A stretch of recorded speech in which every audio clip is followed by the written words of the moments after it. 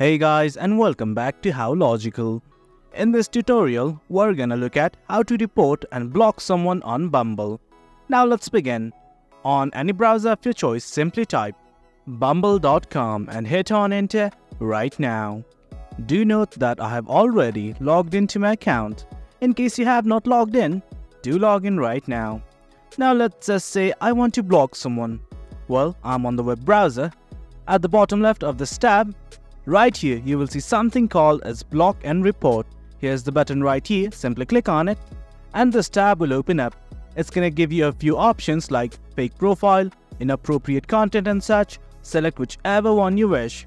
For now, I'm simply gonna select I'm just not interested. Now it's gonna give me a confirmation like this. I'm simply gonna hit on block and there you go. That's how we report and block someone on Bumble. It's as easy as that. Well guys, that's it. That's how you report and block on Bumble. Hope you guys found this video informative, and for more content like this, do remember to hit like, share and subscribe. Your support fuels us. Thank you.